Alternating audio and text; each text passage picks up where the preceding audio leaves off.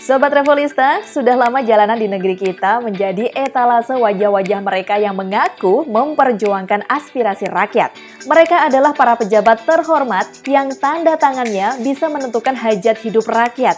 Literally, ya, karena setiap aturan dan kebijakan yang mereka teken memang secara otomatis menjadi motor kemana perahu negeri ini harus berlayar. Bukan sekedar wajah-wajah para pejabat level tinggi aja loh. Bahkan mereka yang baru jadi calon pejabat. Ya, mereka pasang foto di mana-mana menjelang pemilu, meskipun nantinya mereka kalah, tapi tetap aja fotonya ada di mana-mana.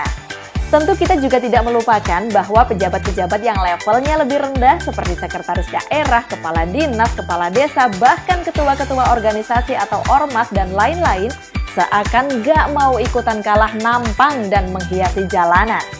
Entahlah, apa memang pejabat-pejabat kita ini narsis?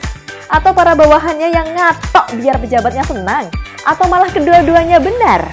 Ini sudah menjadi tradisi baru yang semakin meluas di mana-mana. Udah gitu, desainnya kebanyakan jelek pula. Rendah estetika dan gaya posenya pun monoton. Kalau tidak tangan mengepal, ya tangan menelungkup. Sebuah cerminan rendahnya kreativitas di otak para politisi kita yang sesungguhnya dibutuhkan untuk membawa negeri ini ke arah yang lebih baik. Tapi nggak tahu lagi sih kalau fenomena ini malah dipandang baik oleh kebanyakan orang. Bisa jadi yang seperti ini malah dibanggakan sebagai salah satu keunikan budaya Indonesia. Buset dah, keunikan budaya kok kayak gitu. Tapi pada kenyataannya, hingar-bingar parade foto politisi di jalanan itu ternyata nggak banyak direspon positif loh oleh masyarakat. Sebagian besar orang memang tidak peduli, bahkan sebagian lagi ada yang muak atau jengkel. Wajah-wajah yang mereka lewati setiap hari ternyata tidak benar-benar hadir dalam kehidupan sehari-hari mereka yang berjuang keras menghadapi kerasnya hidup.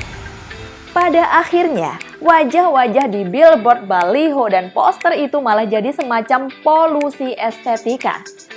Iya nih, kadang mikir juga ya, seandainya di Indonesia nggak banyak foto-foto semacam itu di jalanan, mungkin derajat estetika di kota-kota kita akan naik beberapa persen. Jadi, setelah bangsa kita masuk jajaran jawara polusi udara, polusi air, polusi lingkungan, kini semakin klop dengan polusi estetika. Congrats by the way! Tentunya tidak fair juga kalau kita cuma mencemooh wajah-wajah yang bertebaran di jalanan itu. Bagaimanapun itu harus mereka lakukan jika mau bertahan di belantika politik negara kita tercinta. Seorang politisi butuh banyak kepala untuk mau nyoblos nama mereka di kertas suara. Dan pastinya untuk bisa dicoblos banyak orang kan kudu populer dulu ya. Kalau perlu, ubah penampilan. Yang sehari-harinya jutek harus tampil ceria di depan kamera. Yang tampangnya agak kusem dibuat kinclong pakai kamera jahat.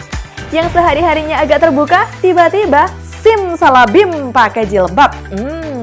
Jangan lupa tambahkan jargon-jargon. Pro rakyat, jujur, peduli, anti korupsi.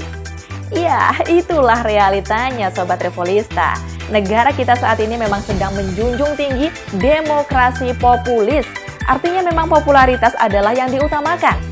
Rakyat akan mencoblos mereka yang populis, yang penampilannya sesuai dengan selera mereka, yang janji-janjinya walau seabsurd apapun sesuai dengan maunya mereka, termasuk yang amplopnya sesuai dengan kebutuhan perut mereka. Itulah demokrasi politik yang sedang kita jalankan saat ini. Jelas ini bukan model demokrasi yang memberi ruang yang luas bagi mereka yang memiliki gagasan-gagasan cerdas untuk membangun negeri. Jadi sekali lagi jangan cuma mencemooh para pencitra itu ya. Terima sajalah itu konsekuensi dari demokrasi politik yang kita agung-agungkan ini. Bersiap sajalah ke depannya akan lebih banyak lagi wajah-wajah pencitraan rendah estetika yang menghiasi setiap sudut kehidupan kita. Polusi estetika akan semakin menggila dan berlari kencang mengejar kegilaan korupsi di negeri ini.